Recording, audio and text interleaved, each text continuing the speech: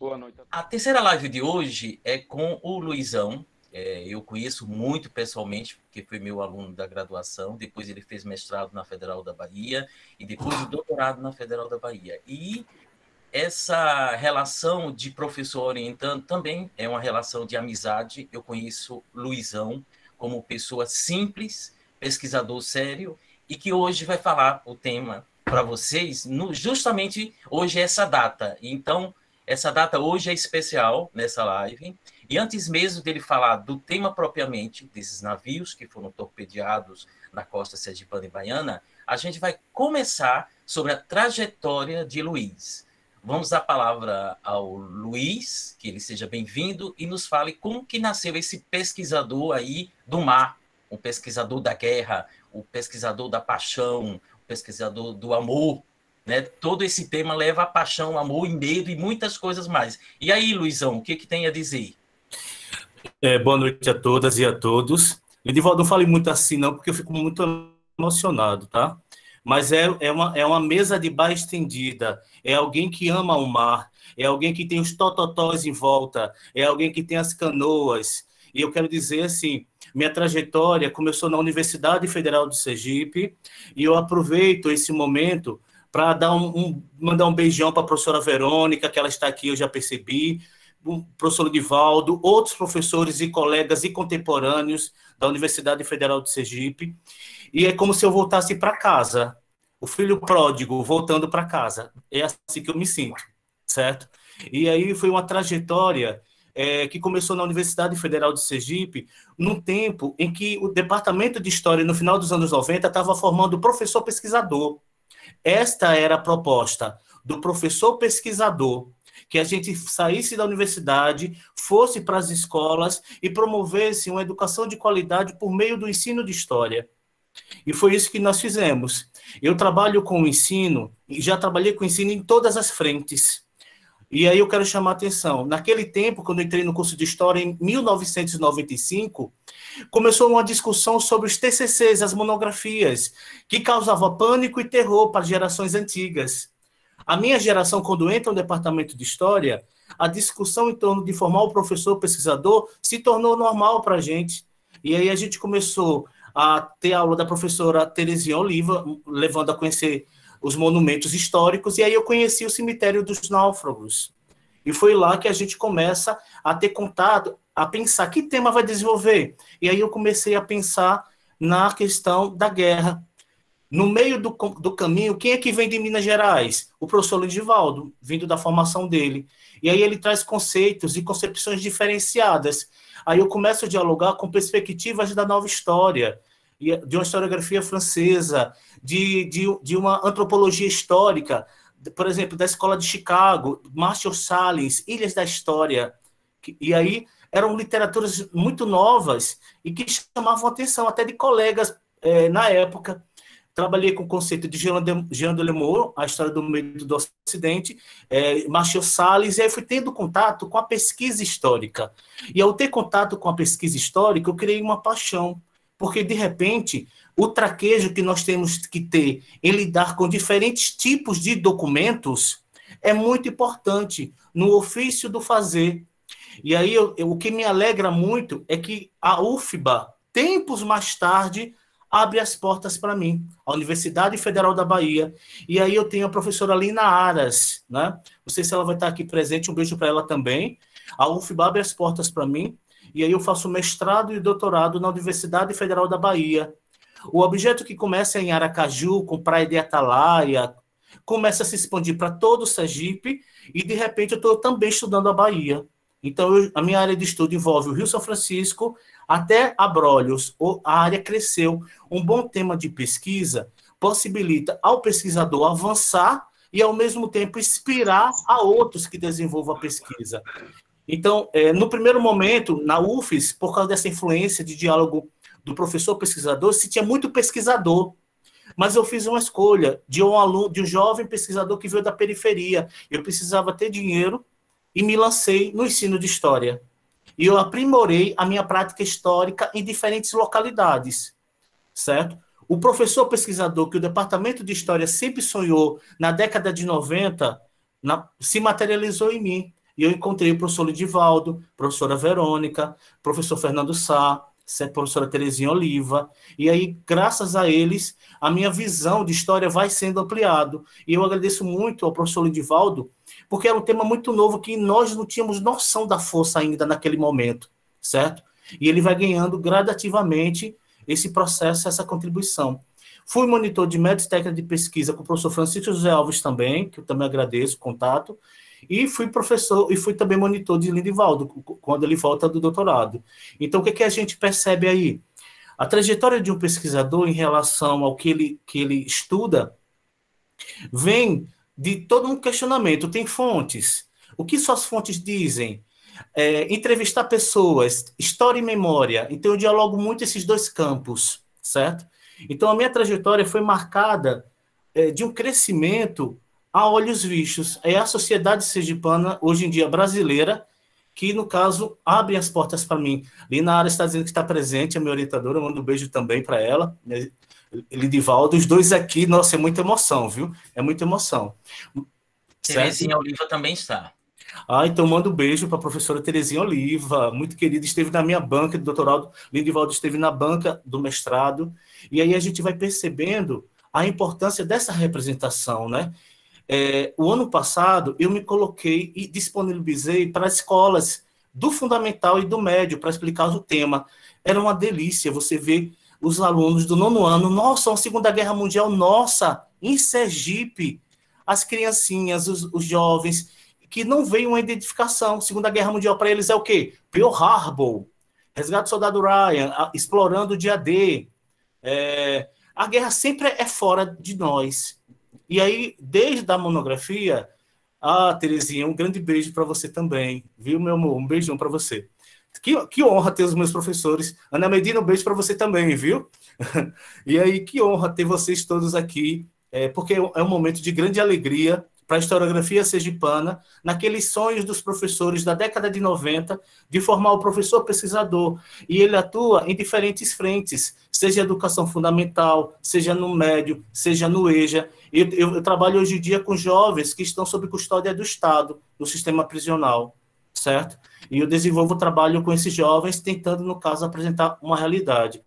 Então, o professor pesquisador, ele tem que permear diferentes espaços, contribuir para a formação dessas pessoas, e é o que eu tenho feito na minha prática, na minha trajetória histórica, Lidivaldo. Não sei se consegui responder bem essa minha trajetória.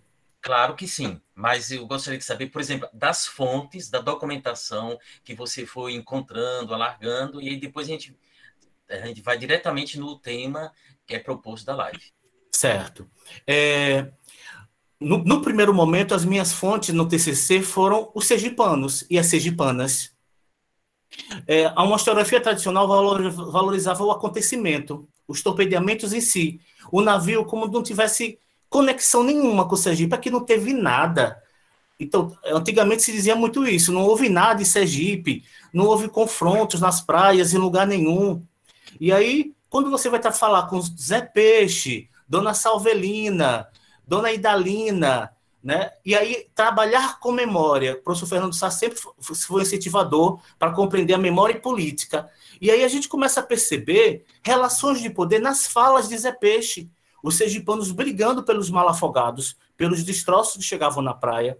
E aí eu fui entendendo que a dinâmica da memória, ela me levava para o caminho, enquanto que a história oficial dos jornais era censurada pelo DIP. Um aluno, na hora que tem que pensar no lidar com as fontes, ele tem que pensar o seguinte: como se construiu uma memória social em torno dos torpedeamentos entre os sergipanos? Qual é o cuidado que eu tenho que ter na hora de analisar os jornais censurados pelo DIP? É para descartar? Não, porque o não dito e as entrelinhas também dizem. E aí no TCC eu trabalhei essa conjuntura. Eu ampliei na medida que fui visitando Estância, Itaporanga, Mangue Seco, Itaporanga, aí eu coloquei Sergipe. Luizão, qual foi a diferença? Antes de prosseguir, você disse duas palavras, mal-afogados. Mal-afogados. E se você disse DIP, como para todo mundo entender o que seria o DIP e o mal-afogados. Certo. O DIP, Departamento de Imprensa e Propaganda, que censurava os jornais, a documentação de época, e as pessoas não tinham liberdade de poder expor o seu contato. Só que alguns jornais, principalmente aqueles de viés progressistas, eles conseguiam colocar mensagem entre linhas, dá para ver lá. E a questão do mal afogado tem a ver com a memória dos sergipanos, certo? Mal afogado é tudo aquilo que saiu dos navios torpedeados, flutuou e chegou até as nossas praias. Vocês vão ver no slide, que eu vou mostrar já já, certo? Mas eu vou mais além. Mal afogado é um sinal de deficiência naval do estuário do Rio Sergipe. O nosso rio, infelizmente, para os navios a vapor, eles não eram bons para os navios que vinham para cá e encalhavam. Para salvar esse navio, era necessário jogar a mercadoria fora. E aí vem o tibum, como o Zé Peixe lembra, uré, o tibum. Então nós temos mal afogados dos navios que encalhavam, nós temos mal afogados dos navios que foram torpedeados. Ou seja, percebam, há uma cultura dentro do Vale do Cotiguiba, e essa cultura naval do Vale do Cotiguiba, que já existia mal afogado dentro desse vale, ele vai ganhar uma nova significação com os torpedeamentos. São os mal afogados dos navios torpedeados, ok? Então, mal afogado significou para mim, e a Marinha me parabenizou, porque eu apresentei uma interpretação original, usando a sociedade sergipana para compreender como essa guerra chegou até nós.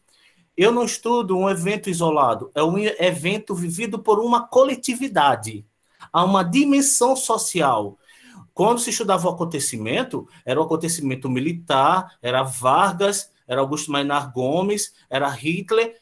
Mas vem cá, quem vai se importar com a lavadeira? Quem vai se importar com a marisqueira? Quem vai se importar com o Zé Peixe? Quem vai se importar com os sergipanos da praia? A primeira conversa que eu tive com Lina Aras, na orientação dela, foi que tal esquecer um pouco Hitler, guerra, e focar no que os sergipanos sentem, as mulheres, os homens de Sergipe. E aí eu saí de um olhar de uma história oficial, que viu o acontecimento como algo distante, e fui discutir com a historiografia francesa, que nos diz o quê? O acontecimento não é o dia, é o que ele se torna depois. É o pós-acontecimento. As diferentes leituras que diferentes gerações vão fazer do acontecimento. Certo? E isso que é interessante de perceber, porque as interpretações mudam com o tempo, e aí a gente tem que perceber quem construiu essa interpretação, como construiu e por que construiu. Então é um pouco nesse sentido. Deu para responder, Linivaldo? E aí você estava ampliando, você disse que começou aqui, e aí foi aumentando o levantamento de dados. É isso. Olha, gente, é assim, eu acho que se eu fosse carioca ou fosse paulista, eu acho que as portas estariam muito mais abertas para mim. Porque todo lugar que eu vou, por ser sergipano, eu tenho que provar que sou bom. Mas assim, eu sou ousado. Eu acho que a Bahia também me deu essa ousadia. Eu sou ousado, eu vou lá e mostro. E aí, a Marinha do Brasil, ela aprovou, ela me chamou para a comissão científica deles. Eu estou organizando atualmente um dossiê sobre a Batalha do Atlântico de Sergipe. Batalha do Atlântico na costa do Brasil todo, um sergipano e uma baiana, nós estamos juntos fazendo isso, e hoje é um dia de alegria, porque é a primeira live que tem um historiador por direito, fato e lei, certo? Nós conseguimos, depois de tanta luta da AMPU, nós conseguimos, depois de tanta luta de professoras e professores, o historiador está conhecido. E aí os documentos militares que eu fui encontrando no Rio, em São Paulo, nós ampliamos a noção da guerra, certo? Ampliamos a noção. O que a sociedade dizia? Que não houve nenhuma guerra no Brasil, que a única guerra foi a dos pracinhas na Itália.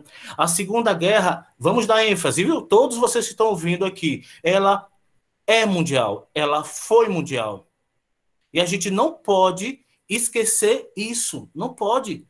A última fronteira da Batalha do Atlântico somos nós, na América do Sul. A guerra acabou na Europa, os submarinos estavam fugindo para a Argentina, passando por aqui ainda. Os torpedeamentos não são só de hoje, 15 de agosto. Os submarinos voltaram em 43, voltaram em 44, tinham militares vigiando da boca do Rio São Francisco até a boca do Rio Real, tinha toque de recolher, tinha blackout, e aí, antigamente, grupos de historiadores faziam piada, dizendo que não houve nada, ninguém atacou e morreu aqui. Se a gente for pensar assim, então a Inglaterra não participou da Segunda Guerra Mundial. Não houve invasão na Inglaterra. Não houve, embora Hitler quisesse. Nós temos que entender uma coisa, essa sensação de domínio que nós temos na história hoje não reflete para quem está vivendo o olho do furacão do acontecimento. É quem está vivendo a época, com seus medos, suas angústias, que no caso a gente percebe esses aspectos, sabe?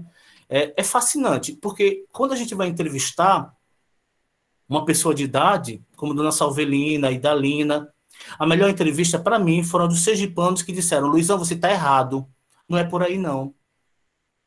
Mude o seu olhar para isso, mude o seu olhar para aquilo. Então foi Zé Peixe, Salvelina, Idalina. É assim, o quebra-cabeça, a gente sabe que não vai completar nunca, daí a importância das novas gerações contribuírem, certo? É isso. Muito bem, então vamos ao assunto principal. Nós já percorremos o prato gostoso, a gente já comeu pela beirada algumas coisas desse tema central. Eu vou fazer justiça hoje a Luizão, que a TV Sergipe Nossa fez um programa especial sobre torpedeamento hoje e nem chamou ele para fazer a entrevista e nem citou a tese. Então, infelizmente, a nossa TV Sergipe chama outras pessoas e esquece de chamar um sergipano que fez a graduação no tema, um mestrado no tema e doutorado no tema. Luiz, hoje é um dia especial. Hoje é um dia, por que você resolveu dizer, professor, quero nesse dia ser a minha live? Explica aí. Eu pedi esse dia porque a gente tem que dar visibilidade aos sergipanos e é o dia que começou a tragédia.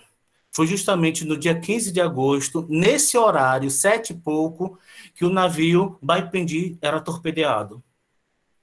Meia-noite foi a vez do Araraquara, na frente de Aracaju. E nós temos um objeto no acervo do Instituto Histórico e Geográfico, que é a boia do Araraquara. É muito significativo.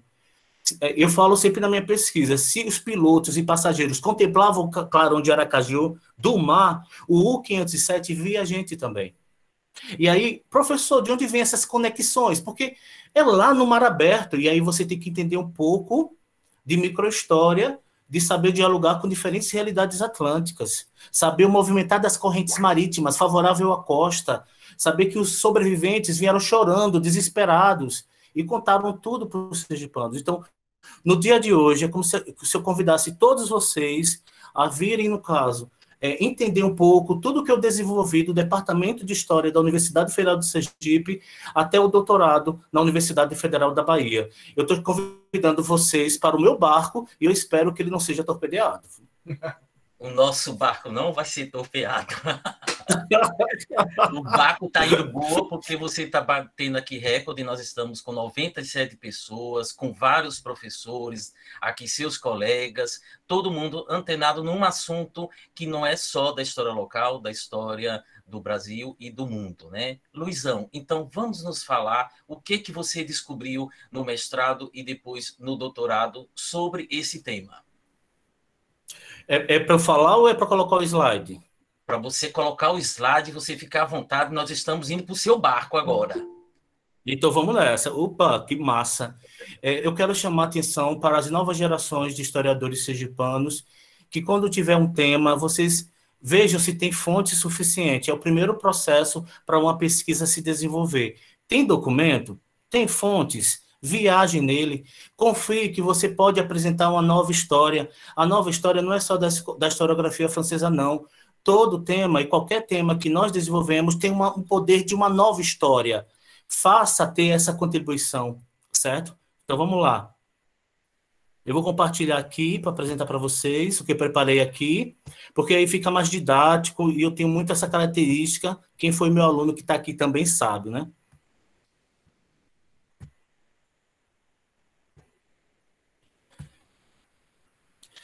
Eu estou, nesse momento, então, convidando todos vocês a entrar no meu barco, mas antes de entrar o barco do tema, pela imagem já percebam, eu estou chamando a atenção de vocês para virem à praia. A praia não é um lugar do vazio. É um espaço balneário, infelizmente, por causa da questão do confinamento, a gente não tem ido muito à praia, alguns têm fugido, mas a orientação é ficar em casa. Mas a praia, para mim, ela deixou de ser um território do vazio.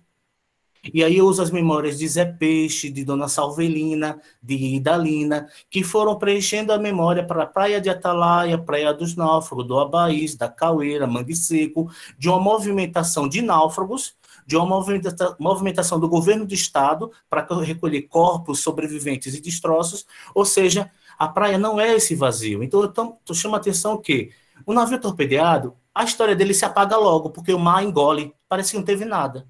Os náufragos caminham na areia da praia, mas o mar vem, apaga as pegadas dele.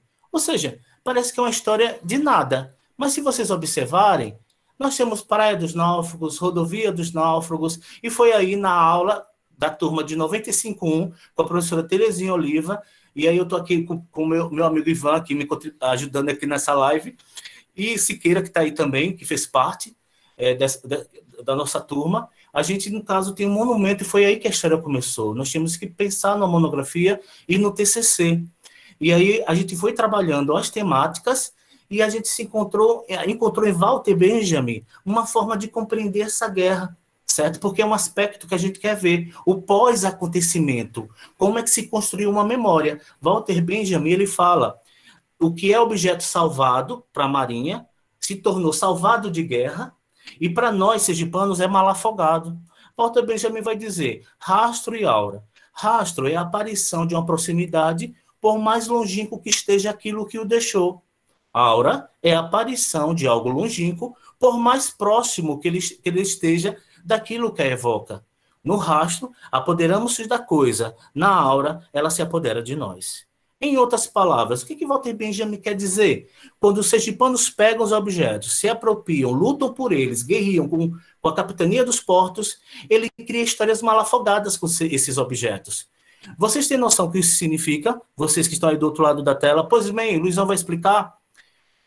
Aracaju se sente vítima da guerra submarina e os aracajuanos, os antigos, muitos já estão morrendo, deixando os objetos para trás. Os sergipanos têm muitos objetos mal afogados dentro de casa. É como se fosse um pedacinho da Batalha do Atlântico. Tem gente que não tem noção da xícara que tem aí, do talher que tem aí. São peças que nós, historiadores, temos que dialogar com museólogos, com arqueólogos, para a gente fazer um museu de memórias desses acontecimentos, né? Então, assim, o objetivo dessa pesquisa é estudar a dimensão social da ação beligerante dos U-Boats no litoral de Sergipe e da Bahia ao longo da Segunda Guerra Mundial. É um evento vivido por uma coletividade. E aí a gente tem que dar voz a quem normalmente foi marginalizado na história oficial de Sergipe. São as pessoas do litoral. Casebres, colônia de pescadores, povoados, cidades. Vocês não têm noção. Eu visitei cada local, eu gravei várias histórias, eu tenho muitas novidades para apresentar em livros daqui para frente, que eu espero contribuir agora com o livro. Bom, nas aulas de pré-história com a professora Verônica, a gente sempre trabalhou com artefatos, objetos. E lá na UFBA, eu tive a professora Sueli. A professora Sueli, museóloga, ela nos ensinou a perceber como o historiador pode dialogar com o objeto, no sentido que não é que o objeto fale, mas o objeto é uma evidência, é um documento que a gente batiza de documento de barbárie. O objeto que está lá no acervo do Instituto Histórico e Geográfico de Sergipe, ele nos permite dialogar com outros documentos, e aí a gente vai vendo como é que o Estado Novo, no tempo da Era Vargas, se aproveitou da temática dos torpedeamentos navais e fez com que a sociedade ficasse comovida, contribuísse, como é o caso dessa propaganda do bônus de guerra, e aí a gente vai ver, pouco a pouco, que o quebra-cabeça faz a gente pensar na tragédia em si, nos torpedeamentos em si. Aí é o livreto Agressão, publicado pela Imprensa Nacional em 1943, que se espalhou pelo Brasil. É um documento muito importante para se compreender os torpedeamentos navais, certo? Nele a gente vê destroços bem pequenininho, uma baleeira bem pequenininha, pessoas tentando fugir do navio e o submarino agressor mais adiante, né? Esses acontecimentos navais, a Marinha e as histórias navais do mundo, a Europa estuda a Batalha do Atlântico há muito tempo. São milhares de livros que tem lá sobre a Batalha do Atlântico. Os Estados Unidos e o Canadá, milhares de livros. Cuba, México também. O Brasil, há pouco tempo, está adentrando nessa temática. Quando eu falo Brasil, estou falando dos historiadores sociais, mas os militares da Marinha e Exército Aeronáutico já pesquisam há muito tempo e jornalistas contribuem há muito tempo, certo? A Batalha do Atlântico, de forma didática, olhem aqui para as Ilhas Britânicas. A Batalha do Atlântico significou, a princípio, a sobrevivência da Inglaterra. O problema é que a Alemanha ela começa, por meio da Blitzkrieg, dominando toda a Europa e essa área em torno das Ilhas Britânicas. Quando eles conquistam a França, o litoral da França, é um trampolim para eles virem para as Américas, Cuba, Mar do Caribe e chegar no Brasil. E aí eu peguei esse mapa, né, de um general, Belot, lá da França, e ele divide a Batalha do Atlântico em teatros. Existe uma intensidade no teatro europeu, que gradativamente se amplia para o teatro do Mediterrâneo, chega na África Central e temos o teatro americano, certo? Na minha tese eu defendo que a gente também tem que quebrar esse teatro americano, mas foi graças aos Estados Unidos, que montaram bases em vários lugares do litoral brasileiro, que a gente conseguiu, no caso, fazer frente aos submarinos italianos e alemães que atuaram na nossa costa. Então o ataque não é a Sergipe, é ao Brasil. E aí vocês têm que entender qual eram as estratégias na cabeça dos americanos. Os americanos defendiam que quando os alemães chegaram até o norte da África, eles iam invadir o Nordeste, uma região que eles chamavam de saliente nordestino, que é essa parte que mais se destaca. Invadindo o Nordeste era um passo para o Canal do Panamá e para os Estados Unidos. Qual era a missão dos americanos? Montar uma base em Parnamirim, Natal, e a sede da Força do Atlântico Sul no Recife.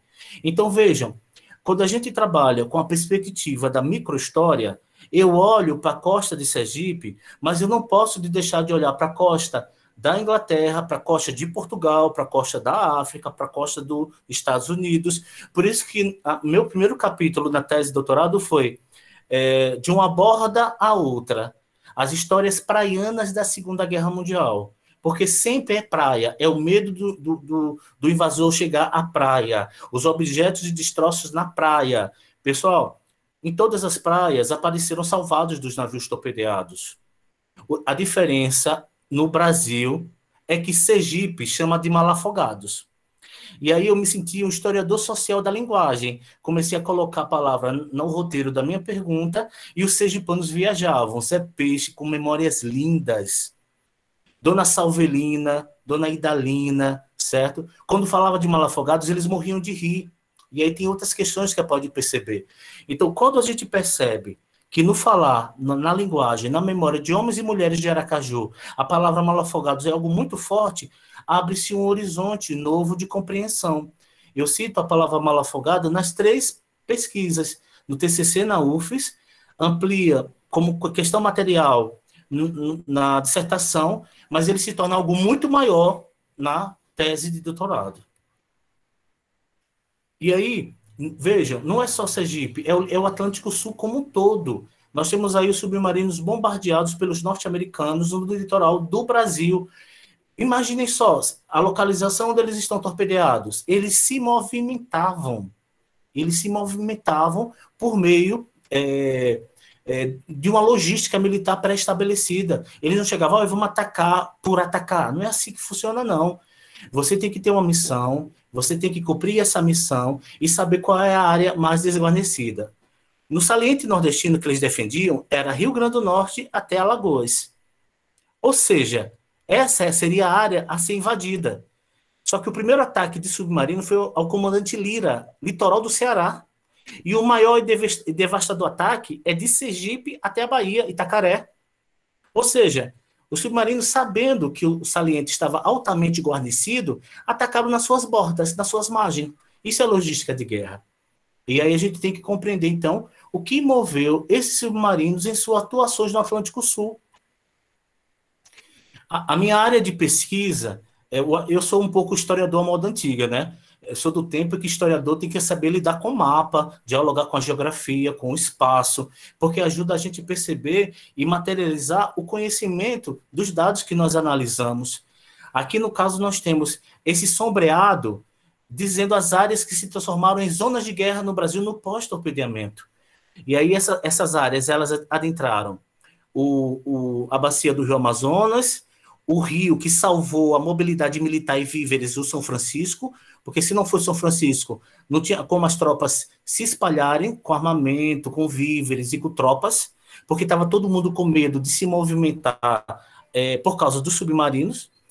E todo o sul está sombreado por causa das fronteiras com países considerados ameaçadores pelos contatos que tinham com a Alemanha nazista. Em laranja estão Sergipe e Bahia, que são as áreas de estudo da minha pesquisa do doutorado. Eu ampliei nesse sentido. Vejam, começou com a cidade de Aracaju, na dissertação, o estado de Sergipe, na tese, Sergipe e Bahia, e agora eu estou coordenando, junto com o Lina Aras, um dossiê sobre a Batalha do Atlântico na costa do Brasil. Isso é um reconhecimento muito importante, e eu louvo essa missão dada pela Marinha de Guerra do Brasil. As minhas pesquisas são citadas nos Estados Unidos, na Europa, na China, russos, tem gente de fora estudando e analisando, e é uma prova da amplitude da contribuição da pesquisa histórica, né? Fazer a diferença enquanto cientista social.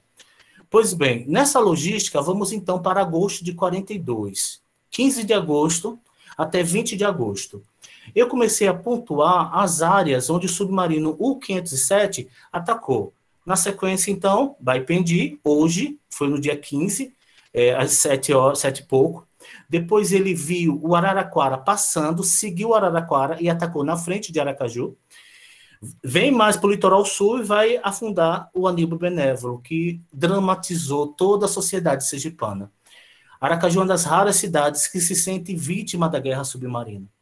O submarino, então, submerso no clarado do dia, ele vem para Morro de São Paulo, enquanto que os militares chegam à cidade de Estância. A cidade de Estância vai emitir mensagens telegrafadas que eu interpreto como se fosse a declaração de guerra de verdade, que vai dizer, olha, navios foram torpedeados, pessoas morreram, tem náufragos aqui. Foi a cidade de Estância que emitiu mensagens telegrafadas para Recife, Aracaju.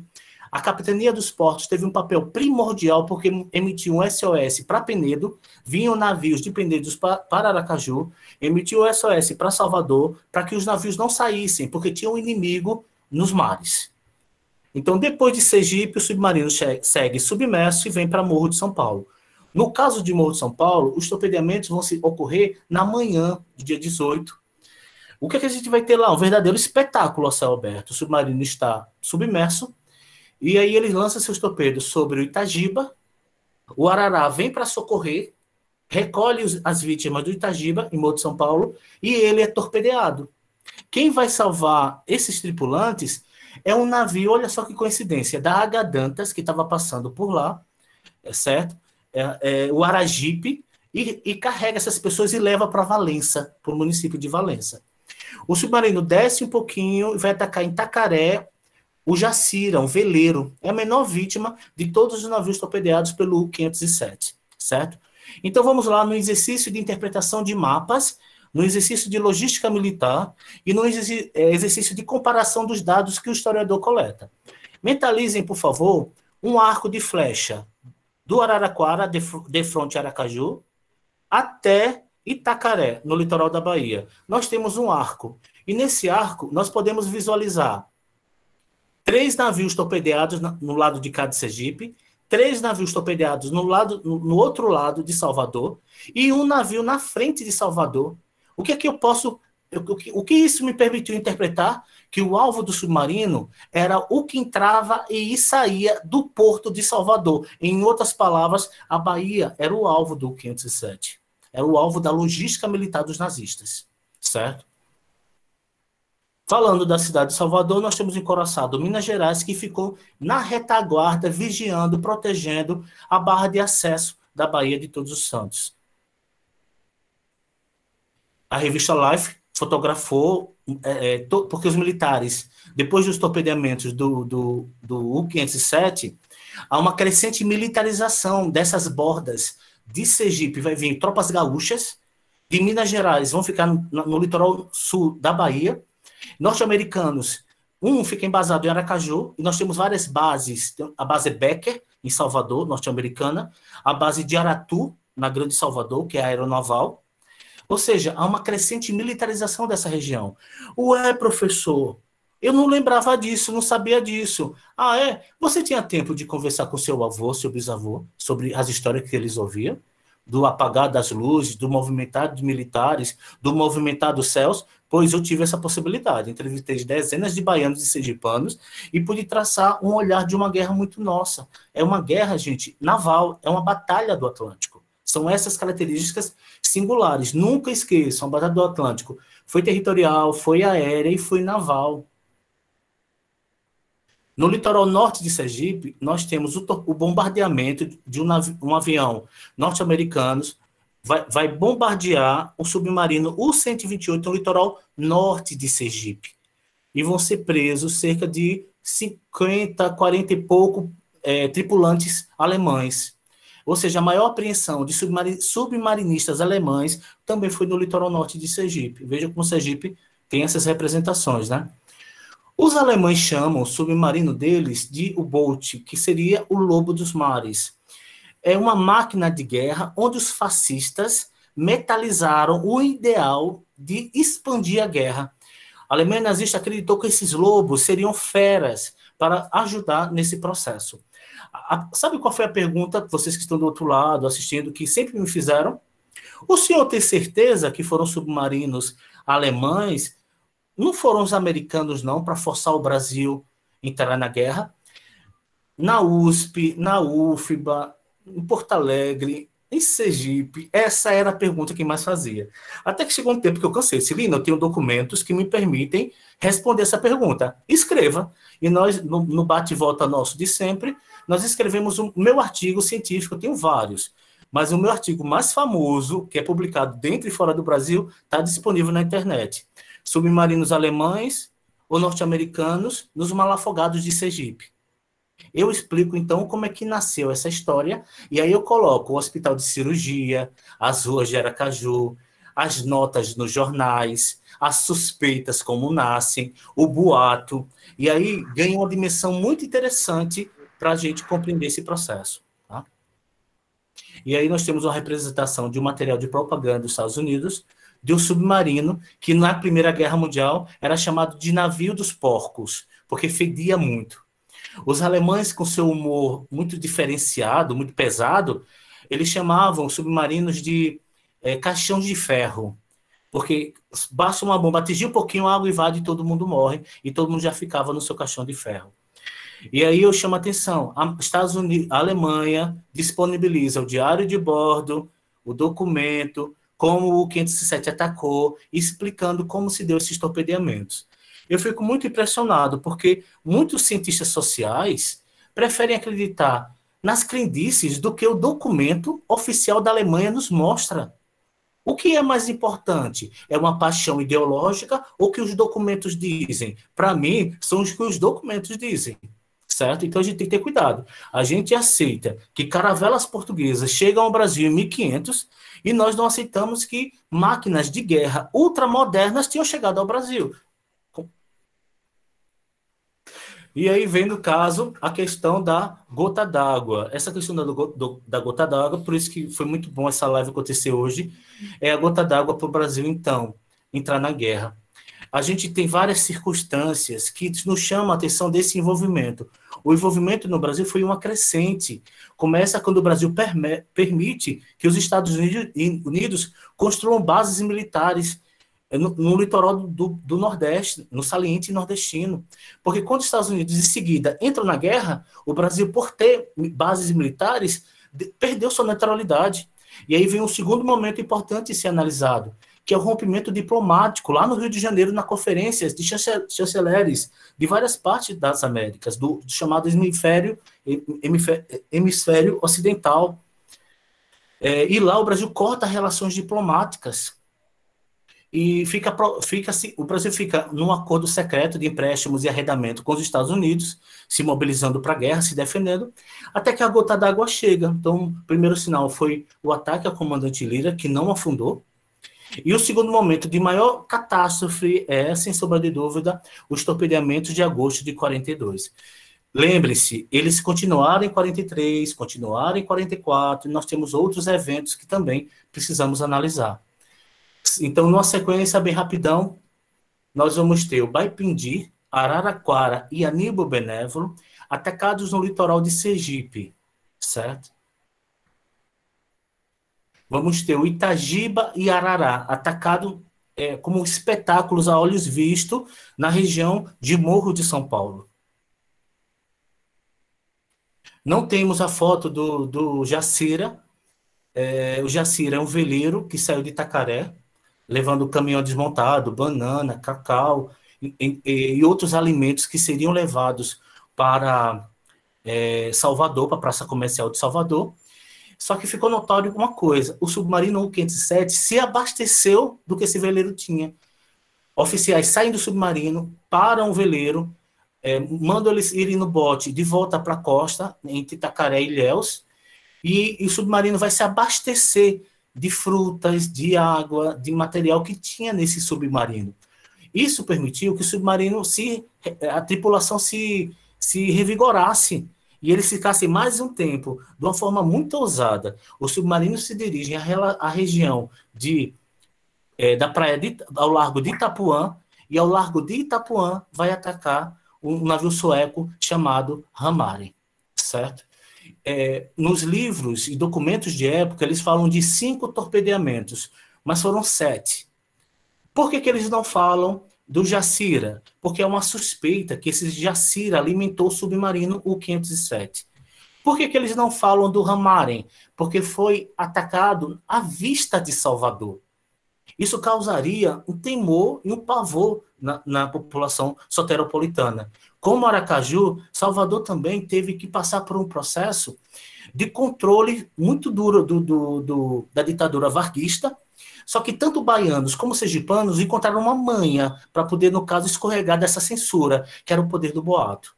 Eles usavam o boato como uma arma de comunicação, já que os jornais eram censurados pelo DIP, como eu falei no início da prelação, ok? E o que é que sergipanos e baianos têm a ver por causa de uma tragédia que ocorreu lá em Mar Aberto, Luizão? Nós temos que tratar sergipanos e baianos com honraria, como sujeitos históricos, né? E aí a gente tem... qual é a expressão que a gente usa para a população costeira de Sergipe da Bahia? Eles são herdeiros de uma tragédia. Eles sentem a importância de propagar esse legado para as novas gerações. Há uma documentação produzida pela população costeira de Sergipe da Bahia que nos permite analisar, pensar, construir histórias de como essa tragédia marcou uma coletividade, certo? Então, eu acho que foi um dos primeiros diálogos que eu tive com Linares e eu nunca esqueci lá na UFBA. Ô Luiz, vem cá, vamos esquecer, meu rei, vamos esquecer esse Hitler, esse nazismo, essa guerra. Vamos falar da praia, dos sergipanos e das sergipanas? Eu nunca pensei que o meu tesouro estava na praia. E são as sergipanas, os sergipanos, os baianos e as baianas. São as memórias coletivas que nos permitem pensar como uma Segunda Guerra Mundial tocou essa população. Nas minhas pesquisas e artigos científicos, eu costumo chamar de abrasileiramento da Segunda Guerra Mundial, e se deu por causa dessas tragédias. Havia toda uma questão de lei de segurança nacional que não permitia tocar, disponibilizar esses documentos, e aí Linivaldo fala lá na frente, sim, mas o que você achou de documentos que possibilitou ampliar? Foi no Rio de Janeiro. O IPM, a UIPM, que é o Inquérito Policial Militar, no Palácio Duque de Caxias, com vozes de todas as pessoas dos navios torpedeados. Eu cito a referência lá nas notinhas de rodapé, nas minhas pesquisas, que vocês podem ir lá analisar, que vai estar contando. Então, nós não podemos deixar de dialogar com os militares. É muito importante o historiador social estabelecer diálogo com historiadores navais da Marinha do Brasil, historiadores da Aeronáutica, historiadores do Exército. Em todos os quartéis que eu fui muito bem tratado, muito bem recebido, e eles pediam para eu compartilhar mais essas pesquisas, e aí, graças a Deus, a gente foi avançando cada vez mais, né? Vamos entender, então, as conexões. Como é que se estabelece uma conexão entre uma tragédia no mar e as populações costeiras em terra? Eu quero que nessa tabela, eu só quero que vocês olhem duas coisas. O navio torpedeado e pulem para a mobilidade dos náufragos. Os náufragos do Baipendi chegaram em Diaroba, Santa Luzia do Itaí, Jandaíra, Estância, Itaporanga, São Cristóvão, Aracaju, Recife. Os náufragos do Araraquara chegaram nas praias de Itaporanga, de São Cristóvão. Nesse tempo, São Cristóvão tinha praia, Aracaju tomou a praia de São Cristóvão. E aí a gente vai tendo, no caso, como é que eu vou dizer? As fronteiras municipais de Sergipe e da Bahia são convenções políticas que mudam com o tempo. O Aníbal Benévolo, nós vamos ter vítimas em Diaroba, circulando por Santa Luzia do Itaim, Jandaíra, Estância, Itaporanga, São Cristóvão e Aracaju. Os náufragos do Itagiba, de acordo com os documentos militares, se mobilizaram por Morro de São Paulo, Valença e Salvador. A mesma coisa o Arará. Já o Jacira, por Itacaré, Maraú, Valença, Nazaré, São Roque e Salvador. E o Ramarem em Salvador, certo? Então, para estabelecer a conexão entre o porquê que... Aquela pergunta que eu fiz, aquela problemática. Como se construiu uma memória social em torno dos torpedeamentos? E aqui eu estou respondendo com a tabela. Pela conexão das populações litorâneas com os náufragos, que são as vítimas de guerra, certo? Com os objetos que chegaram nas praias, que para Sergipe é mal afogado. Eu conversando com professores de espanhol, eles falam que os espanhóis na Península Ibérica, eles também chamam mal afogado, mas como uma palavra da oralidade, ela é muito pouco escrita, é o que acontece em Sergipe. Há uma memória muito forte de mal afogado, mas eu achei a palavra mal afogado documentada no jornal de 1942. Há uma evidência documental, certo? Então, como é que a gente tem que fazer as conexões, Luizão, em relação a esse evento que eu pensava que era num mar distante, mas ele marcou uma coletividade. Cada torpedeamento naval foi criador de atores. Quem são os atores na minha pesquisa? De um lado, submarinistas alemães e de outros, os marinheiros e passageiros brasileiros. Como eu posso categorizar sergipanos e baianos? Eles são herdeiros da tragédia promovida pelo submarino U-507. Isso nos possibilita, quando a gente vai dar voz a eles, a gente começa a perceber como a tragédia foi pensada, construída e dada a ler para mulheres, homens, crianças, jovens, porque muitas das pessoas que eu entrevisto hoje eram crianças e jovens nessa época. Mas, como eu disse para vocês, quem liga para o catador de caranguejo? Quem liga para a marisqueira? Quem liga para o condutor do tototó? Quem liga para o saverista? Então, a gente tem que perceber que nessa história política, a gente pode visualizar também relações de poder, analisando a luta pelos malafogados na praia. Lembrem-se, eu não sou historiador militar, eu sou historiador social. Essa é a minha formação. Então, eu tenho que perceber como os diferentes atores e atrizes nos permitem ver essa tragédia, essa grande barbárie. Então, aí, graças às entrevistas com os sergipanos e baianos, a gente percebe uma coisa. O acontecimento ganha um novo sentido no pós-acontecimento. Não é só o que aconteceu lá em Águas Abertas, não. Quando chega um náufrago na praia, quando chega um corpo de um náufrago morto na praia, quando chegam destroços na praia, é um acontecimento também.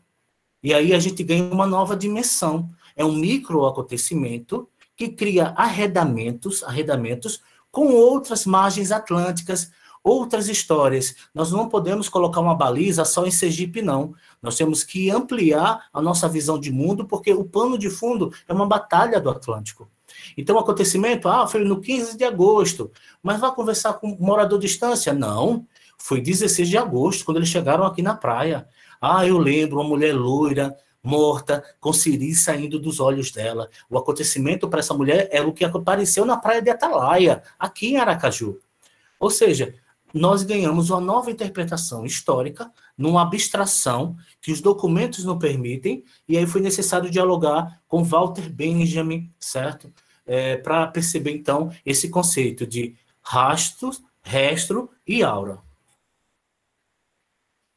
É uma situação muito difícil, é doloroso, eu tive que conversar com vários profissionais para minha tese, conversei com museólogo, conversei com arqueólogo, com militares, com médicos. A pesquisa histórica me fez ter vários parceiros em várias universidades brasileiras. E aí eu tive que conversar com os médicos para descobrir o que acontece com o corpo mal afogado. Então, ele enche de água, vai parar no fundo do mar, incha, e aí vem à superfície dias depois e a maré joga na praia. Certo? Os malafogados são objetos. Discutindo com a museologia na UFBA, eu entendi que o cadáver também é uma forma de malafogado, porque ele traz objetos na mão, relógio, pulseira, que aqui em Sergipe eles tentavam identificar os mortos pelos objetos, pelos malafogados. E aí nasceu o conflito dos malafogados. Qual é o conflito dos malafogados? Porque a Marinha de Guerra, a Capitania dos Portos, deixou claro aos sergipanos que os malafogados era do quartel, era da Marinha, era do Poder Federal. Os sergipanos, então, construíram dinâmicas para poder burlar, e aí a gente vê a Praia de Sergipe como um lugar de conflito. Eu insistia, para o sergipano falar, eu tive que construir amizade com eles primeiro. E aí eles falaram dos truques de pegar o cadáver, as joias, esconder na areia, colocar um galho no sítio, seja no robalo, seja na atalaia, seja no mosqueiro, colocavam casco de coco em cima para disfarçar. E aí eles foram abrindo o jogo para mim, e aí eu fui percebendo essa manha, esse jeito, e os conflitos pelos malafogados na praia de Sergipe. Certo? Em ordem, o que chegou primeiro nas praias? Os náufragos, porque eles vêm a bordo de baleeira, com a corrente marítima favorável à costa e vento empurrando, são os primeiros a chegarem à praia. No segundo momento, chegam os destroços, que são os objetos do navio torpedeado, da mercadoria variada ou das malas dos passageiros. Molins sempre fala no livro, nas entrevistas que ele dá, que muita gente ricou. Tem documentos do Arquivo Judiciário de Sergipe apontando para isso também. Malotes de dinheiro, joias, e aí os sergipanos não vão dizer nomes, mas diz, teve gente que ricou, teve gente que comprou sítio, ou seja, há objetos de valor também dentro desse contexto, certo? E por fim vem os cadáveres. Aqui nós temos uma grande baleeira, e essa baleeira ela nos permite compreender o que vinha dentro dela para os náufragos. Destroços da Guerra do Atlântico na costa da África vinham parar em Sergipe, na Bahia, porque a corrente marítima ela é gira e traz as coisas para cá. Zé Peixe lembra de memórias que comeu chocolate e ficou sem fome. Melis lembra das cédulas de dinheiro que botou para estender os alunos do Colégio Ateneu. São várias memórias que apontam para vários caminhos. É tema para diferentes gerações de sergipanos, baianos e gente de outros estados e países pesquisarem. Aqui está a dona Salvelina, que tem um carinho imenso por ela. Ela tomava conta do farol da UNIT, né, farol de Aracaju, e o pai dela, que tomava cachaça, era essa menina que subia para acender o farol. Nós não temos mulheres acendendo o farol no Brasil, mas nós temos exceções aqui em Aracaju com essa senhora. A memória dela, no ato da entrevista, ela colocava a mão no nariz, aí fazia ui, ui, ui, lembrando do fedor do pai faloreiro que a Marinha convocou para pegar os corpos na praia. Olha só a dramaticidade da memória dela. Papai chegava em casa, ninguém aguentava o fedor. Nesse exato momento, dona Salvelina tapou o nariz com a mão. Ui, ui, ui, era o fedor dos mortos que ele pegava na praia. Foi muito triste, era muita gente morta. Quem trabalha com a memória, trabalha com as sensações dessa memória. E a memória, ela tem sensação de olfato, audição, de pele, de visão. Então, nós vamos ter uma memória que pode até ativar o cheiro. E dona Salvelina, quando menina, ela no ato de lembrar do fedor do pai, ela colocou imediatamente a mão dela no nariz. Veja quão significativo são essas memórias dramáticas. E aí a gente vai fazer um passeio rapidão sobre o que apareceu de mortos nas praias de Sergipe, que estão no livro Agressão, documentário dos fatos que levaram o Brasil à guerra. A gente analisa tudo. A foto original não tem essa calcinha, ela foi uma interferência do DIP. Há algumas imagens dos mortos que foram utilizados pela propaganda do Departamento de Imprensa e Propaganda, pelo DIP e pela Imprensa Nacional. Aqui percebe-se que ele tentou se salvar, né? Madeira, nós temos aqui cordas, o desespero de cair no mar, né? Veja o que eu falei, a náufraga enche de água, depois enche o corpo vem flutuando e dá na praia, certo? Nós temos também a imprensa dizendo que o torpedo atingiu essa vítima, e eu desenvolvo uma análise sobre cultura material dos objetos. Foi um convite da UNB, do curso de museologia da UNB, onde eu escrevi um artigo sobre os malafogados. E aí a gente mostra como o cadáver também ele é símbolo de significações históricas. A imprensa cria a interpretação que essa vítima morreu porque um torpedo acertou nele e dividiu ele em duas partes. Não é bem assim. Aí nós temos ação de animais marinhos no cadáver, porque o osso não flutua. E aí nós temos uma nova orientação para que os militares vão dar aos PMs, ao faloreiro, que não traga mais os corpos para Aracaju, porque Aracaju está tendo vários quebra-quebras de casa de alemão, de estrangeiro. A nova orientação é sepulte na praia. E aí no litoral de Sergipe, seja de Mangue Seco, na Bahia, até a região de Atalaia, nós temos covas individuais ou coletivas dos náufragos da Segunda Guerra Mundial. Nós não sabemos aonde, porque o litoral de Sergipe recuou, e o setor litorâneo, tanto de Sergipe como da Bahia, tem um crescente setor imobiliário, que fica escavando uma região que nos permite ter acesso a restos de culturas indígenas tupinambás, de ocupações antigas de Sergipe e até da Segunda Guerra Mundial. A gente pede que o setor imobiliário sergipano tenha uma sensibilidade no ato de escavar essas regiões e de saber indicar ao IPHAN a importância de preservar esses objetos. E assim, a guerra chegou entre nós. Eu quero fechar minha fala aqui para a gente abrir para um debate, para um bate-papo, para uma extensão de bar, como diz o Nivaldo. Mas eu quero aqui falar o seguinte.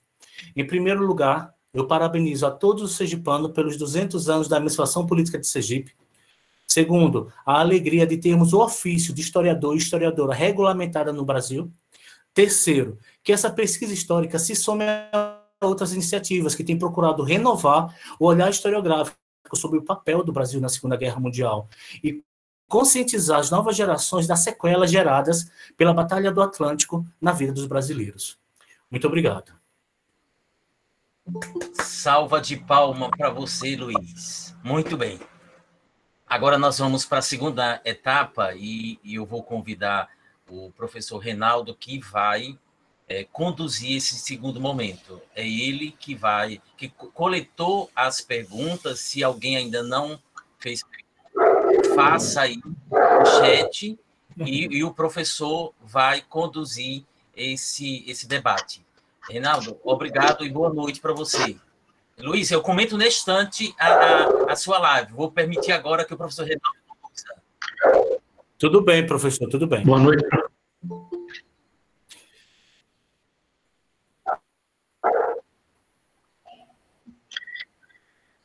Boa noite, professor Lendivaldo, e a todos os presentes, principalmente ao professor Luiz Antônio Pinto Cruz, pela sua brilhante exposição. Foi muito enriquecedora, professor, sem a menor sombra de dúvidas, a sua fala, sem a menor sombra de dúvidas. E, principalmente, eu gostaria de destacar a sua maneira fluida, prazerosa, de tocar em um tema árido, que é a guerra, é a morte, né? Mas trazer isso de forma tão... Mas eu gostaria de falar, né, das presenças ilustres que estão aqui, Verônica, dos alunos de História, né, dos que já saíram da UF. É bom saber que nós temos esse grupo de pessoas que tem essa curiosidade de saber mais sobre a sua história. Desculpe, e nesse momento, né... Reinaldo, desculpe interromper. Professor, Luizão, tem como tirar o compartilhamento da tela e deixar só os dois? Desculpe, Reinaldo, pode continuar. Sem problema, professor. Sem problemas. Pronto, tirou ele. É exatamente Sim, isso. okay. E dizer, né, que... Tirou sim. E que Obrigado. Tantas pessoas estão, né, interessadas em ouvir sobre a nossa realidade, sobre a nossa história. E esse evento, não é, promovido pelo GPC, exatamente nesse aspecto, né, da relevância da história e das suas múltiplas possibilidades de abordagem. Como ficou claro na fala do professor Luiz, né, que trouxe, repito, mais uma vez, um tema árido de uma maneira tão prazerosa. Professor, não teve. O professor Humberto Ferreira, ele perguntou se poderia haver uma disponibilização dos mapas da apresentação por parte do professor Luiz. E Rafael Jacaúna disponibilizou um link com um artigo do professor Luiz Cruz para as pessoas que estão assistindo a live. E outras pessoas comentaram, parabenizaram, né, que nesse momento é mais importante do que nunca. Enfim, entre os conhecidos, né, a professora Terezinha, a professora Lina, enfim. De minha parte, basicamente é isso, professor Lindivaldo, porque não apareceu pergunta. Eu só gostaria, eu particularmente, de fazer uma pergunta ao professor Luiz, com relação a... O senhor falou sobre vários aspectos, né, dos ataques dos submarinos. Uma coisa, você já mencionou, mas muito rapidamente, esses navios que estavam passando pela costa da Bahia e de Sergipe, não é? Eles tinham uma característica, eles não eram navios de guerra. E por que os submarinos alemães vão atacar navios, não é, de pessoas que são basicamente navios de passageiros? O senhor poderia comentar alguma coisa a esse respeito? Claro que posso, são muitos anos, né, Ledivaldo? Primeiro eu quero agradecer os parabéns, são tanta gente, tem tanto amigo, aluno, irmão, tanta gente, tem tanto parabéns. Sabe, quando a gente está sozinho na pesquisa histórica sofrendo e a gente vê essa torcida toda, é legal, é bacana, isso dá um ânimo para a gente, sabe? Agradeço muito, não vai dar para dar parabéns para todo mundo, não, mas aqui eu agradeço para todos. Na primeira pergunta, como é o nome, Reinaldo, da primeira pessoa que fez a pergunta? Humberto Ferreira. Humberto, boa Ferreira. noite. A minha pesquisa, ela está disponível no repositório da UFBA. As pessoas podem baixar, que nós vamos ter essa pesquisa lá. E aí, no caso, se você colocar, entre aspas, a Batalha do Atlântico na costa do Brasil, entre aspas, você vai parar lá na minha tese. E tem todos esses mapas e muitos outros, que são os mapas de Sergipe, da Costa Distância, de Itaporanga, de Aracaju, certo? Eu fico mapeando, seguindo os náufragos mesmo. Então, você pode baixar, coloque entre aspas, a Guerra do Atlântico na costa do Brasil. Coloque entre aspas. Aí, repositório ao lado, você vai cair em cima da tese, certo? Ou se colocar mal afogado, é que aparece tudo que eu já escrevi mesmo. Aparece tudo, fica a critério de vocês. Jacaúna, meu irmão, um abração para você, obrigado aí por disponibilizar o artigo, é muito importante essas trocas, né? E vamos para a sua pergunta, Reinaldo. Sabe, quando eu iniciei a pesquisa, eu era motivo de piada, as pessoas não acreditavam, as pessoas queriam ser convencidas, e eu, como historiador, eu só queria, no caso, entender o que as fontes diziam. E aí, Reinaldo, para você entender que o submarino, para ele atacar os navios, ele tem que atacar com objetivos claros. Ele vai atacar o primeiro carregamento de ferro que sai de Minas Gerais, vem para o Espírito Santo, que sai da terra de Drummond, não sei se como é o nome da terra de Drummond? Eu não lembro. Itabira, não sei, não estou lembrado. Obrigado. Itabira. Obrigado, Cacilda. Obrigado. E aí o que eu quero chamar a atenção de vocês de Itabira. O primeiro carregamento estava nos navios que foram torpedeados em Morro de São Paulo. Os carregamentos de ferro. No Baipendi nós tínhamos tropas militares, Araraquara também tinha tropas militares que iam se espalhar pelo Nordeste brasileiro. Os torpedeamentos navais, eles são visualizados como uma afronta à Marinha Mercante brasileira, mas, obviamente, por estar em água, é um território sob responsabilidade da Marinha de Guerra brasileira, mas das três forças militares, quem se sentiu torpedeada foi o Exército Brasileiro, por causa das tropas que morreram nesses ataques. Como eu disse para vocês, os alemães, eu digo pela tradição luterana que me formou e pelos amigos do Sul que eu tenho, eu conheço muitos alemães de perto, eles são metódicos, frios, analíticos em muitas coisas. Eles não vão atacar por vir para cá para qualquer forma. Ele vai vir atacar com algum objetivo, com algo em mente. Então, a missão é clara, é rodear a região de Morro de São Paulo, que está na margem do saliente aquartelado, que é o saliente nordestino, e promover essa matança mesmo, essa destruição, certo? E aí a gente percebe, então, que não é só passageiros, não é um ataque sem conexão com a Batalha do Atlântico. Tem fortes conexões. É uma forma de amedrontar o Brasil também. É uma forma também de gerar um desafogo para o Atlântico Norte, onde a Batalha do Atlântico é muito mais intensa. Então, há diferentes intenções e possibilidades interpretativas quando o historiador social senta com o historiador militar e junto consegue estabelecer conexões. E aí você vê uma teia mais ampla da tragédia, certo? Certo, Reinaldo? Será que tem mais perguntas? Professor, com certeza. Sim, temos mais uma pergunta aqui de Elizabeth Silva. É uma pergunta longa, ela diz: me chamou a atenção sua no sentido de que os documentos, os registros, atuam com tamanha supremacia. Frente à ideologia, pergunto: na história social, é possível a manutenção das fontes oficiais, contudo, contextualizar e trazer para o debate a questão ideológica, como práticas inseridas em um determinado campo social? Adorei a Um pouco pergunta. complexa, mas... Eu adoro teoria da história. Eu gosto de teoria da história. Lina sabe que eu fico lendo tudo que é clássico teórico. Eu gosto dessas abstrações. É um exercício muito interessante do historiador também. Além do manejo com a fonte, nós temos que dialogar também com a ideologia. O documento ele não nasce neutro, ele nasce com um propósito. Lá no primeiro período de história, na aula de introdução histórica, nós fazíamos a crítica histórica, lembra, Ivan? Da crítica histórica que a gente desenvolvia. E aí, o que eu quero chamar a atenção, há uma ideologia que impede que a liberdade de expressão seja dita nos jornais. Mas quando eu vou entrevistar pessoas de idade, elas falam quais são as palavras marcantes, quais são os conflitos de época. Depois de entrevistar tanta gente, de transcrever, que dá trabalho fazer história oral, viu? Dá um trabalho do cabrunco. Mas depois de fazer esse levantamento, eu fui para os jornais, com as memórias das sergipanas e dos sergipanos e dos baianos. Aí, nos documentos, vêm as palavras mais fortes e marcantes desses homens e mulheres. O jornal não é neutro para mim, que estou nos anos 2000. Eu trago no meu ouvido as falas das sergipanas e sergipanos. E aí o que é forte no jornal aparece vencendo a tal ideologia. Nós temos uma ideologia estadonovista que censurava.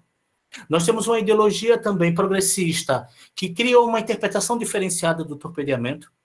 Nós temos uma ideologia fascista ou nacionalista que dividia a alta cúpula do Estado Novo também.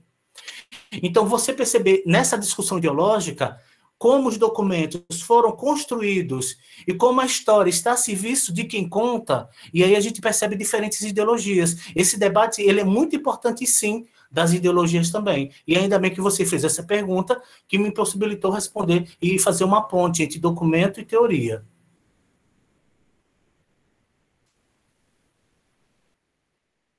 Professor, mais uma pergunta de Oswaldo Ferreira Neto. Ele diz: como foi a reação da população aracajuana aos estrangeiros das nacionalidades do eixo, depois dos torpedeamentos da nossa costa? Para você compreender o que aconteceu com os estrangeiros, estrangeiros que residiam em Sergipe ou na Bahia, vocês têm que é necessário retroceder na era Vargas e perceber os conflitos em quem era integralista e quem era da Aliança Libertadores. Há um conflito antes, e nesse conflito reverbera pós-torpedeamento. Nicola Mandarino, que todo mundo só lembra de Nicola, mas existiram dezenas de outros estrangeiros, alemães, italianos, até espanhóis também foi alvo de conflito. Então, o que eu quero chamar a atenção de vocês? Há conflitos que nasceram politicamente na era Vargas em um outro contexto. Há um conflito também entre oligarquia e áreas urbanas. Há comerciantes com inveja dos negócios dos estrangeiros aqui também, certo? Há relações de poder, jogo político. Cada caso é um caso. Nós não podemos engessar a interpretação histórica do que os documentos dizem, mas há inveja nos bens dos estrangeiros, há brigas políticas entre comunistas e integralistas, deixa eu ver o que mais, há uma culpa que é dada como bode expiatório para os estrangeiros, e não são só eles, não. Os documentos do arquivo do judiciário, ele apresenta 3 grupos que sofreram perseguição em Aracaju. O primeiro foi quem? Os comerciantes aracajuanos que torciam pela Alemanha nazista.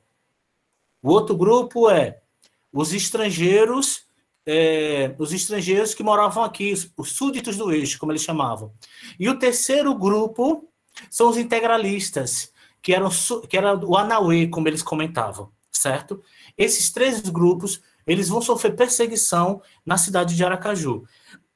Aí tem uma categoria a primeira que eu disse. Professor Luizão, por que os comerciantes de Aracaju foram perseguidos? E aí o historiador social, ele não pode perder de vista a história econômica também. A antiga história econômica, a história política, ela também é importante para a gente compreender os aspectos históricos, certo? Porque, de repente, houve um conflito na hora da social, econômica, político. Eu adoro ver conflito, sabe por quê? No conflito, o interior aparece, o que era camuflado, fingido, ele aparece, e aí a gente pode ver um monte de coisa por meio dele. Então, por que os comerciantes de Aracaju foram perseguidos? Vamos dialogar com a história econômica de Aracaju. Na história econômica, o que aconteceu? Nos anos 30, pós-crise da Bolsa de Valores de Nova York, a crise de 29 não ficou em 29, foi para 31, 32, 33, 34.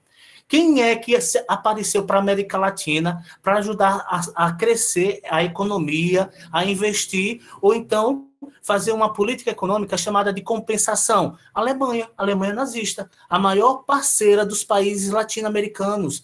Eles estavam em todos os lugares, em todos os setores. Converse com a memória dos sergipanos. Quem é de São Cristóvão vai lembrar da fábrica lá de tecidos de São Cristóvão.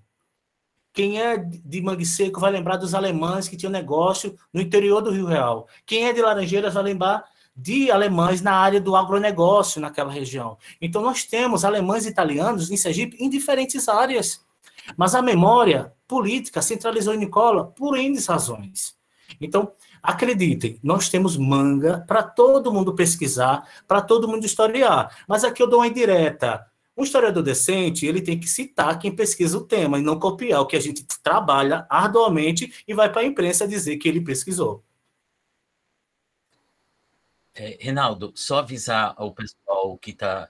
que tem a lista de presença que já foi colocada no chat e é extremamente importante essa assinatura, porque, como é um evento ligado à universidade, eu tenho que ter o registro da presença de todo mundo. Mas, então, devolvo aí para você para concluir essa parte.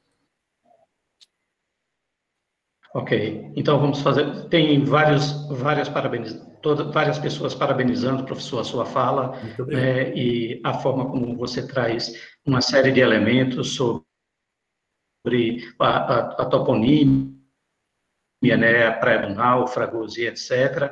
Tem uma outra pergunta aqui, talvez, para concluir, é Rosinha, que diz: o senhor citou que no seu trabalho, sempre nas escolas, sempre fala sobre a história de Sergipe, não importante.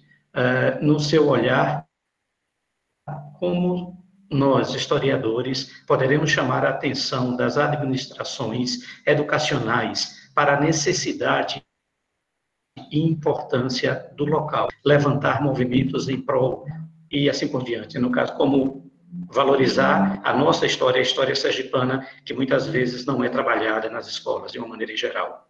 Eu trabalho com diferentes frentes educacionais, com EJA para operários que saem de Aracaju e vão para o Marcos Freire, homens e mulheres operárias, que ganham um salário mínimo, que quer ter o sonho de ter um salário melhor.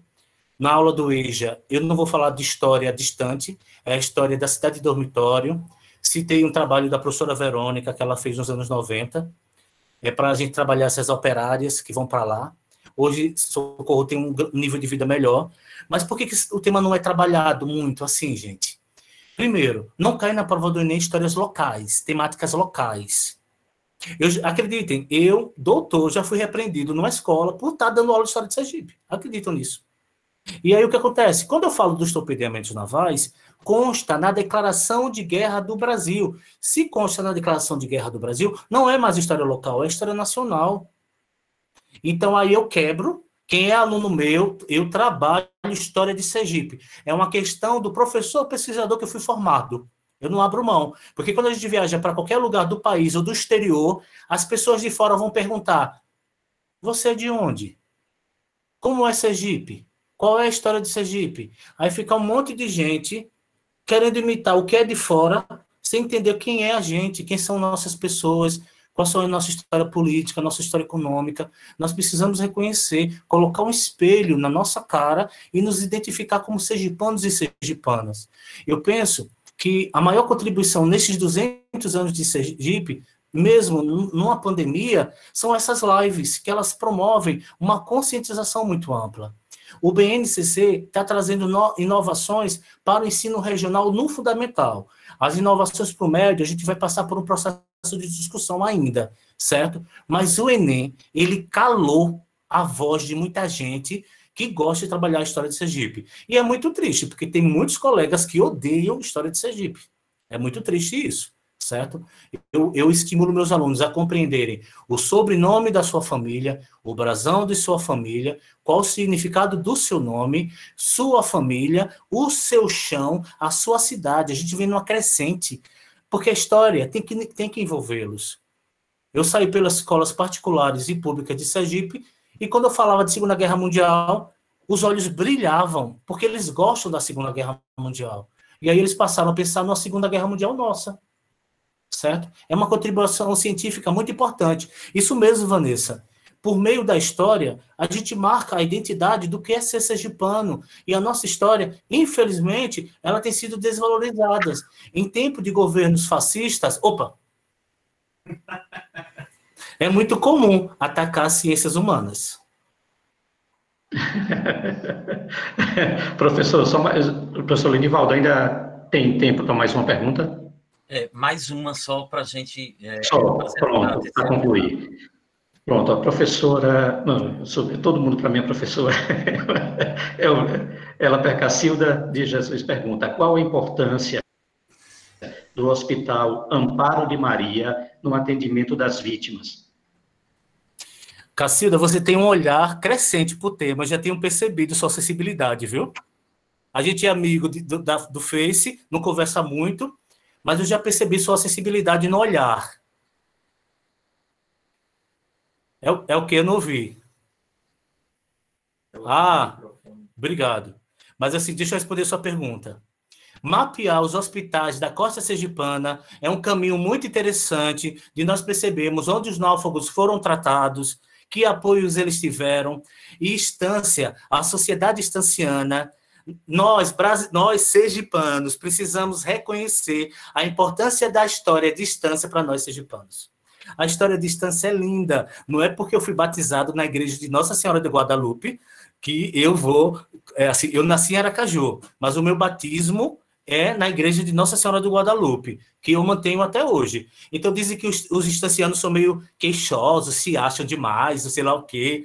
Mas aí os meus alunos de Estância diziam: Hitler mandou submarinos porque Estância era uma ameaça aos planos dele. A gente morre de rir com isso. Respondendo sua pergunta, o Hospital Amparo, ela recebeu os náufragos do Odimbo Benévolo e do Baipendi. Teve um papel muito importante, tem fotografias, tem relatos, que é muito importante. O Hospital de Cirurgia também cumpriu um papel muito importante. Nós temos também náufragos que foram tratados em São Cristóvão. Eles perambulavam pelas nossas cidades, e a gente tem que acompanhar para ver o papel da história da medicina também dentro desse contexto da tragédia, porque a medicina é uma área fascinante que nos permite compreender também. Mas, tem náufragos no Palácio do Governador de Sergipe, náufragos nas casas de pessoas de palha no litoral, náufragos em casas de diferentes pessoas do litoral de Sergipe, certo? É nesse contexto. Obrigado, professor Reinaldo, pela facilitar essa nossa intermediação com quem está aqui presente. E eu vou só compartilhar aqui para ajudar a quem que estava querendo a tese do professor, né? Só um instante aqui que eu vou... eu encontrei aqui, né? Vocês podem, por exemplo, aqui, nesse repositório da Universidade Federal da Bahia, vocês encontram a tese de doutorado dele. É só clicar que vocês encontram aí facilmente. Também tem a dissertação de mestrado. Certo? A guerra já chegou entre nós, é a dissertação. A guerra já chegou entre nós. Muito bem. Antes mesmo da minha interferência, da minha fala, eu tenho tanta gente, nós chegamos a 105, às vezes a 106, conforme o meu olhar aqui, porque às vezes não tem como perceber, aprovar as pessoas e prestar atenção na fala. Mas eu tenho muita gente aqui presente e mereceria falar de todo mundo, mas eu vou selecionar. Eu vou agradecer, então, a presença da professora Verônica, que está sempre prestigiando desde a primeira, a Lina Aras, que foi sua orientadora, né? O João Augusto Gama, que foi secretário de Cultura, a Ana Medina, minha amiga que eu adoro tanto, Terezinha Oliva, minha ex-orientadora, a professora Beatriz Góes, antes, que prestigia muito nossas lives, tem o professor Diogo Monteiro, o professor Abelardo, que está aqui, a professora Eliane, do Departamento de Educação, João Everton, meu primo Valdemar Henrique, o José Almeida Bispo. Inclusive, gente, a próxima live, que vai ser uma rebelião dos curralistas em Itabaiana, a próxima é do José Almeida Bispo, que está aqui prestigiando, Luiz. Olha, é muita gente, me desculpe não citar todas as pessoas, mas a live do Luiz acaba trabalhando uma história social e cultural, né? Uma história do cotidiano, uma história de gente, de carne e osso, tem história de sentimento por detrás. Por isso que a todo momento, quando eu apresentei para ele, eu citei onde paixão, medo, né, descobertas, né, fazem parte dessa pesquisa, e ele é um pesquisador desse exemplo, com a qual se apaixona, recua para pesquisar, porque tem a questão da objetividade, da subjetividade. Ele se envolve de paixão e, quando fala, também a gente fica muito contente percebendo que ele ama o que pesquisa e é um pesquisador de cheio que levantou muitos dados. Então, a primeira questão que eu estou aqui a pontuar é essa, né? A segunda é que teve um período do meu projeto com a terceira idade, eu dei aula de História de Sergipe para a terceira idade na universidade, que era um projeto de extensão, todas elas falavam desses mal afogados, e que com a qual dizia que se alguém descobrir que tem uma roupa que foi comprada no mercado, depois Luizão fale sobre isso, porque a questão da memória, né, ressoou, né? A guerra não ficou esquecida no cotidiano das pessoas, né?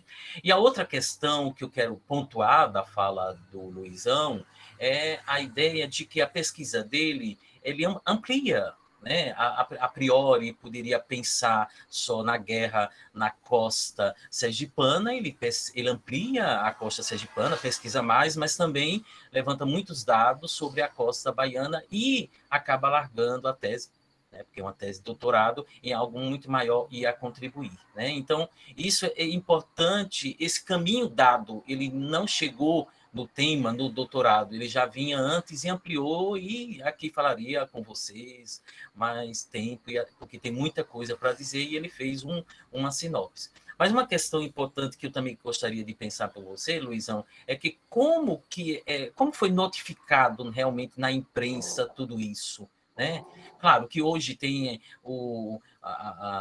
ao vivo, diz que está acontecendo em Sergipe, na Bahia, mas como foi essa repercussão, né? Então, são essas observações, e depois da sua fala, eu vou convidar para um momento cultural, neste instante, quem vai ler a poesia no final, para a gente encerrar essa nossa live de hoje. Mas a palavra é sua.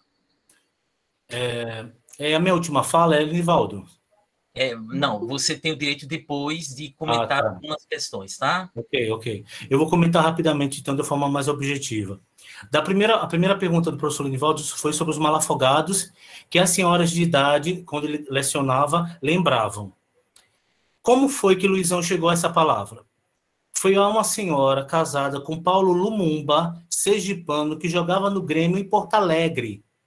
Eu fui para a casa dele levar, minha tia Zenilde pediu, castanha, nego bom, amendoim, coisa de sergipano para sergipano. E levei. Só que eu não sabia que era a casa de Paulo Lumumba, famoso jogador do Grêmio nos anos 60, jogou no Santos também. E aí levei as castanhas de caju, aí a dona Idalina disse bem assim, meu filho, você veio de longe para quê? para fazer aqui na PUC de Porto Alegre. Você vai fazer o quê? Isso no ano de 1997. Eu vim falar sobre uma pesquisa dos navios que afundaram. Eu era menina, morava na Casa de Balha, no bairro Industrial. E aí ela recitou um poema. Olha o poema que ela recitou, mais ou menos assim.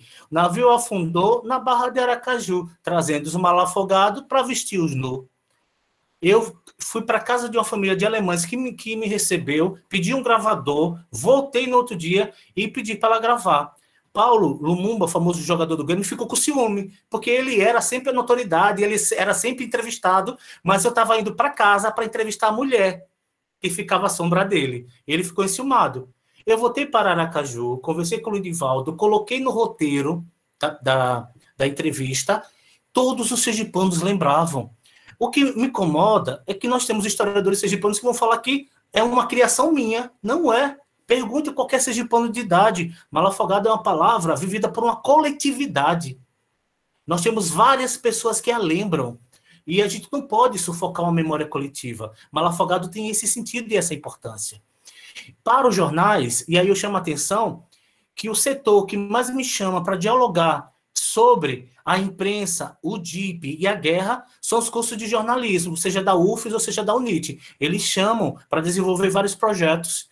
E por quê? Porque a imprensa, mesmo censurada, ela tratou dos temas.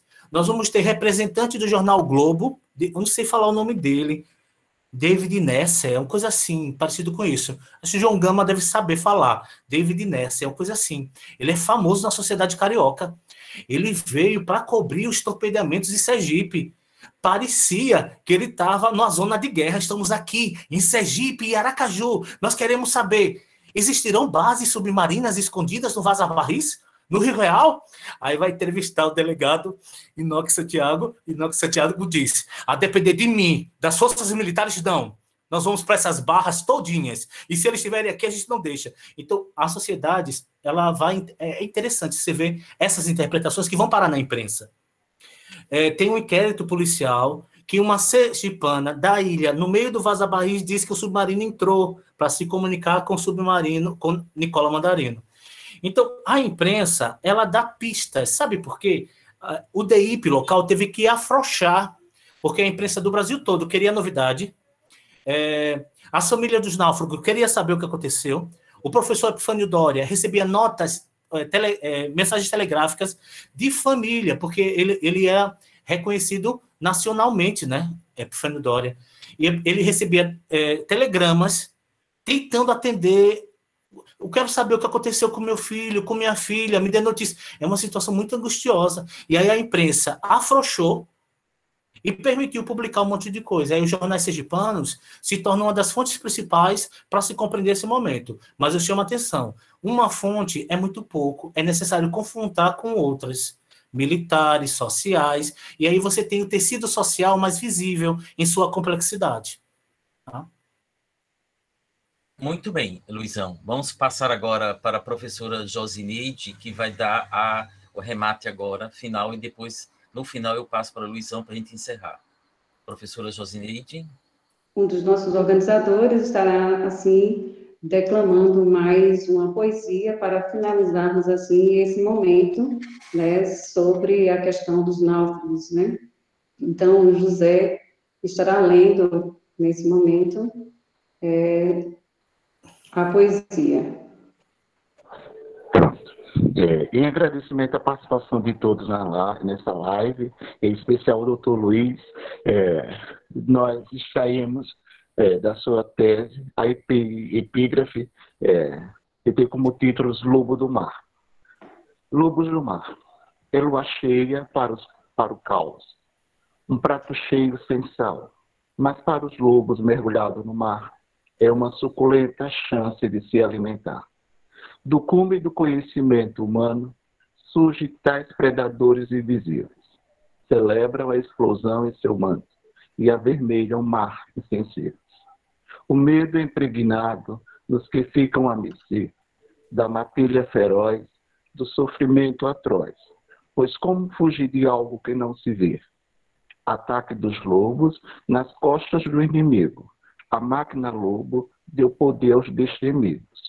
Um botão capaz de produzir uma explosão destrói histórias em sua história de perdição. Que lambança! A comilança de fato não cansa. E nessa dança da matança, a aura do terror não descansa. Racha de hecatombe nas memórias das areias finas.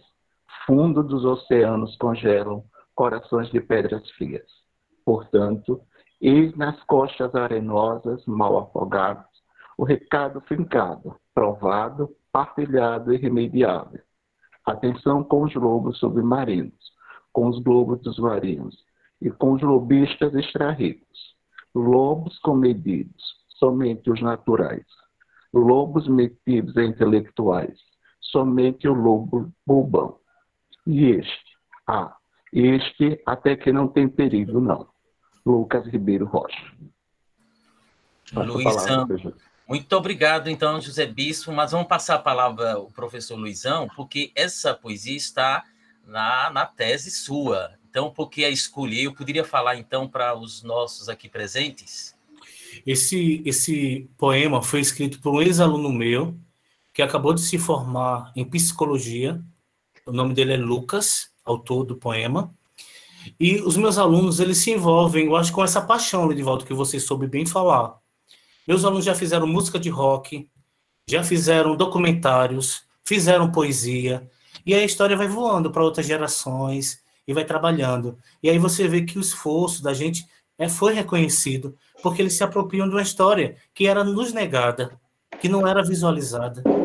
E aí, de um objeto, a gente consegue ampliar a visão das coisas. Para eu fechar agora? Só um instante. Foi de propósito a gente colocar essa poesia, que a live é esse momento também descontraído, é uma mesa de bar, ou se você quiser, a cozinha da casa onde a gente chama para tomar um café. E essa live não é só dirigida por mim, também tem alunos, ex-alunos, então, por detrás tem aluno de graduação, aluno de mestrado, gente formada, então vocês verem que isso é de propósito, né, para integrar as pessoas, para perceber que temos uma equipe que está por detrás. E aí esse último,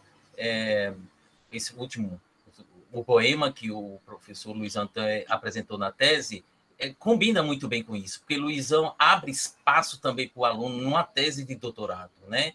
Vou dar agora as últimas palavras para o professor Luizão e dizendo a todo mundo que, por favor, escreva aí na lista de presença e, nesse instante, a gente vai encerrar. Obrigado. Eu quero agradecer várias instituições de Aracaju e de Sergipe. Quando eu vim do doutorado, muito cansado, muito doente, porque fazer uma tese é um trabalho muito árduo, exige muito da nossa mente. E aí, de repente, a Academia Sergipana de Letras me convida para falar da tese. A Câmara dos Vereadores fazia uma nota da importância da minha tese. A Associação Médica de Sergipe me convida para apresentar a minha tese, mas no fundo do meu coração eu dizia, quando é que a Universidade Federal de Sergipe vai me convidar? Porque foi a minha casa, foi de onde eu vim.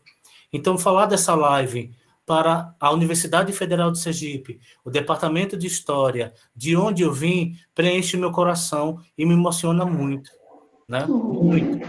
E eu quero agradecer de coração por ter dado essa oportunidade e poder ter compartilhado os resultados da minha pesquisa. E que vocês peguem partes dela, ou questionem, ou inovem, ou voem, mas façam um diferencial pela nossa história. É muito importante isso. Eu estou muito emocionado. Se tivesse um bar aqui, eu ia tomar uma Heineken bem gelada agora, certo?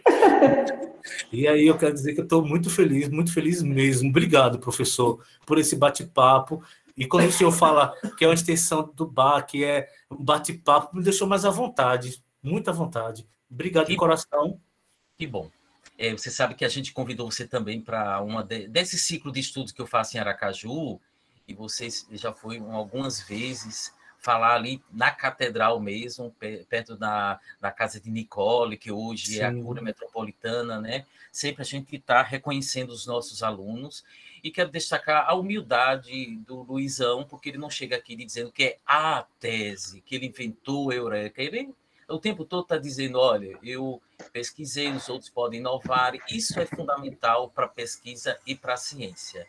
Então, eu gostaria de agradecer a Luiz por estar aqui contribuindo para essa nossa terceira live, nesse ano tão especial que são os 200 anos da independência de Sergipe, né? Eu gostaria de dizer que Luiz está sempre, a casa nossa está sempre aberta, né? Outros projetos, ele poderá fazer parte, porque ele sabe que a gente troca mensagens sempre e o feedback, isso é importante. Eu gostaria de registrar que na próxima live a rebelião curralista no Agreste Sergipano, que é de José Almeida Bispo, que é no dia 22 de agosto. Nós teremos no dia 24 de agosto a conquista de Sergipe e a Inquisição. Nós temos no dia 29 de agosto um painel sobre os índios, com o professor Kleber, Pedro Abelardo, Diogo, que está aqui presente. E, finalizando o mês de agosto, no dia 31 de agosto, nós temos estudos arqueológicos com a professora Sueli. Aí depois tem a programação do mês de setembro, certo? Bom, eu gostaria de agradecer a todos que estão aqui presentes. Nós já estamos agora 20h48. Gostaria de agradecer a Josineide, que fez a apresentação, né? O José, que leu o poema, a minha equipe que está por detrás trabalhando, né? Organizando, né? Você tem aqui gente que fez o cartaz, né? que fez os templates, gente que fez toda a ideia da divulgação, né? Tem uma equipe muito boa por detrás, que são alunos do mestrado, da graduação, né? Quem fez essa lista também é um aluno que está organizando isso. Então, uma série de gente que está por detrás, eu só tenho a agradecer. Gente, boa noite e até a próxima live. Luizão, um abração. Foi ótimo estar com você. Tchau, tchau.